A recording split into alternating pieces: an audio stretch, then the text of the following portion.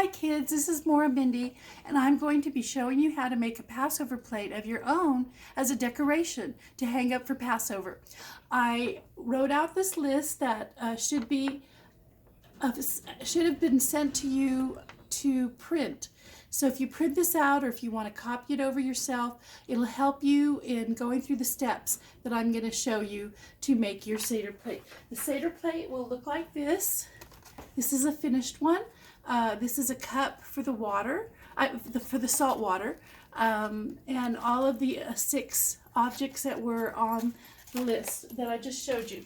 Okay, so to start, you want to find a plate, some kind of styrofoam or paper plate will do. If you want a more decorative plate that has, flowers or a design around the edge, that would be fine, that would work.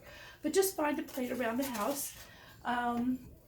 Okay, so first what we're going to do after you find your plate is I used a container that is glued down to this one. Oh, here it is. Here's one. Here's a Jello container. This is just a recycled Jello container to use to trace your circles. So notice that the circles, I just put the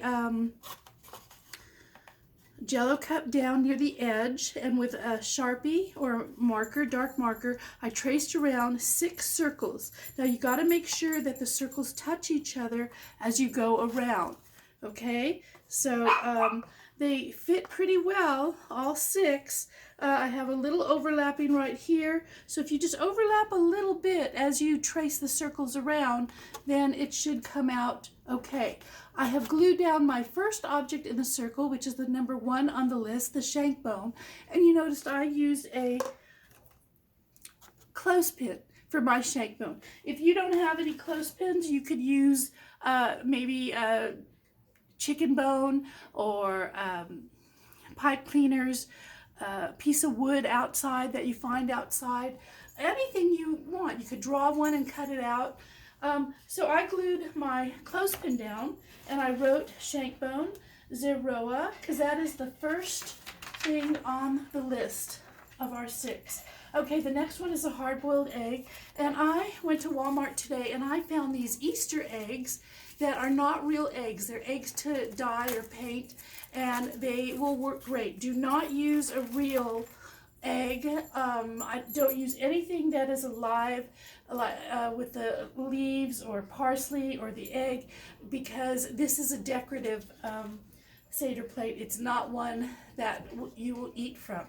So with my my fake egg that I got from Walmart in a carton, I'm going to get a dark brown crayon and color a little bit around the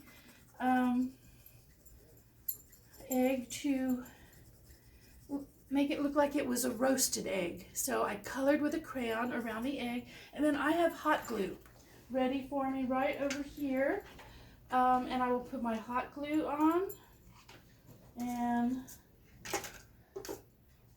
put it in the next circle right here.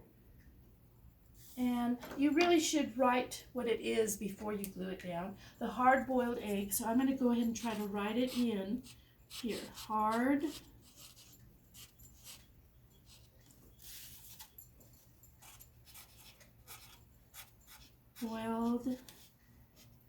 egg, which in Hebrew is beitzah. So I'm going to write that in also. B-E-I-T-Z-A-H.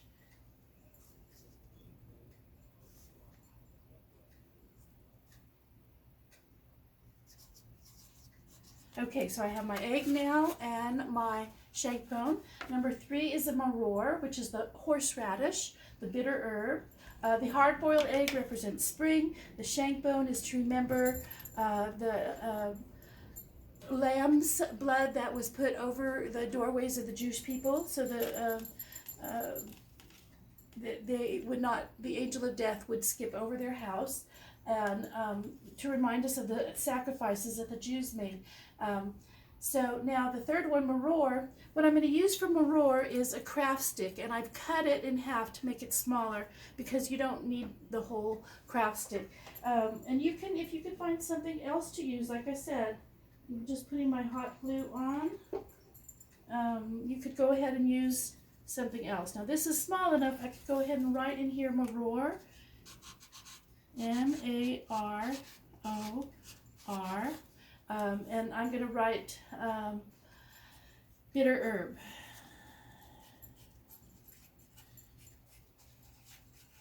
Now some bitter herbs are red, some are beige colored or white, depending if you get, you know, a real horseradish root. Your parents might buy one in the store to use as your bitter herb, or in a jar as a horosis.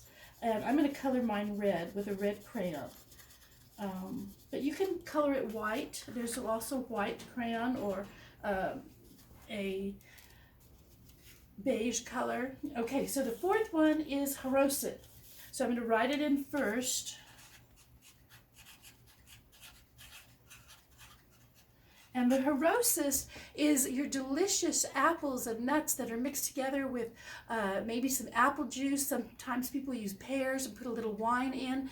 And that's to represent the mortar, the bricks that the Jews had to use to build all the pyramids. So I'm going to write down here on the bottom of horosis, mortar, to help me remember that that's what the bricks were made of. And so what I have for the horosis is I have this from a brown bag, an old brown bag, and I'm going to tear a piece off here, and I'm going to crumple it up, and I'm going to get a dark brown crayon and color that you can see right here.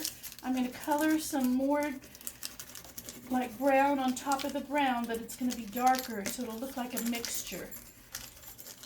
And maybe you can even add a little red in there too. I'm going to add a little red for the apples, the apple peel. Maybe your mom or grandma or dad or grandpa, they don't peel the apple and you still have the red. Okay, so I'm going to crumple it up again. You can see the some of the crayon that's showing. And what I'll do is I'll put some the hot glue to glue it together.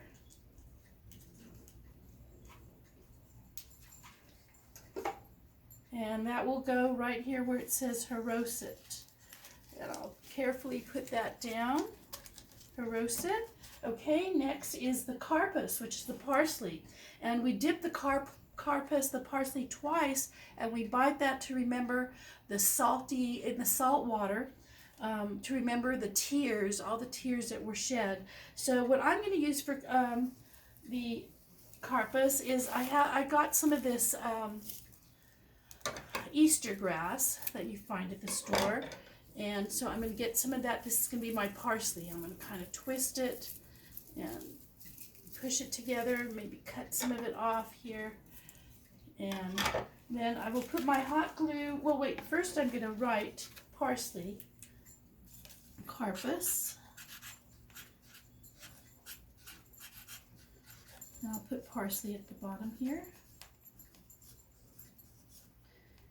Traditionally, we use parsley, and then I don't want to burn my fingers, so I'm going to put the glue right on the plate, around like that. If you can see what I'm doing here, like that, just putting some hot glue. Now you could use Elmer's white glue also. That'll work fine if you don't have the hot glue. Okay, and that's a little bit too much, I think, so I'm going to cut some of it off.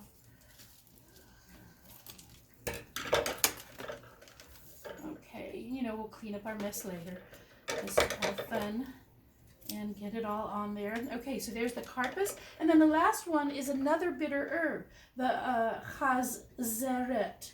And it's usually like a romaine lettuce. Or you could use romaine lettuce. You could use spinach or just regular lettuce. And this is just another bitter herb. So I'm going to write here, this is the second bitter herb. I'm going to write bitter herb. Now to draw lettuce, or to put something down there for lettuce, what I thought of is just to draw, I'm going to get a piece of paper here, you know, just a piece of your computer paper or scrap, and watch how I draw this. Let me make sure I get that in the camera there. Okay, so I'll start at the bottom here with like a round, like the letter C. Letter C.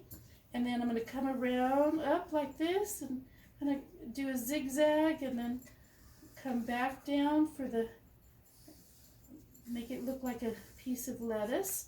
And then I'm going to color it in first with marker, a dark green. I'll use dark green marker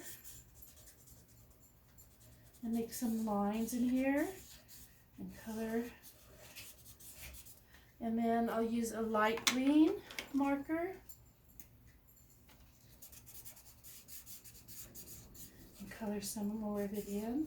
And then last I'll use a green crayon. So the green crayon, don't worry about getting it out of the lines because you're going to cut this out. And that gives contrast with the crayon and marker next to each other. So now to cut this out. And you could do this with all of your objects. If you can't find a bitter herb, you could just draw it and cut it out. If you don't have clothespins, you could just draw a bone. Let's see. Well, for any of them, like, you know, even the egg, if you want to just draw an egg and cut it out. So this is going to fit right here. Oh, it's a little bit too big, so I'm going to cut it down a little bit. There, and there, there. So that'll fit right there. Now, I'm not going to use a hot glue gun because this is paper onto like another paper surface. So I'll use a glue stick, and that'll work fine. This glue stick won't work for the other objects. You need to use your Elmer's white glue or hot glue gun. But this will work fine for this romaine lettuce. So there, I'll put that and glue that. Now for the middle part, you can either write the title, Passover Seder Plate, Pesach in Hebrew, or I'm going to use this cup and I'm going to put some glue on here, hot glue, the glue gun, and I'm going to go ahead and glue this in the middle. Oops, there's a little parsley. Okay, now to finish it off, I didn't have any lace here. I have a lot of stuff at school, but if you have lace at home, you can maybe glue some lace around. You can maybe cut out flowers or leaves and glue it around. You could get a bigger paper plate that has a design on it and glue this on top of it. Now, if you want to hang this up, you could either punch a hole with a hole puncher, or you could get some kind of string or yarn or ribbon and loop it, put a loop and glue it down, and then you can hang it up on your door or in your window or anywhere as a decoration. Remember, this is a decoration. And that's it for your Seder plate. And I hope you all have a wonderful Seder. And I feel so, I feel sad that we can't have our community Seder and celebrate Passover together. But because of our circumstances, we need to have our Seders at home. So Hag Sameach, have a happy Passover. And I hope you make a Seder plate. Send me pictures if you did. You could take a picture of it and maybe send it to the temple and show them how you made a Seder plate at home.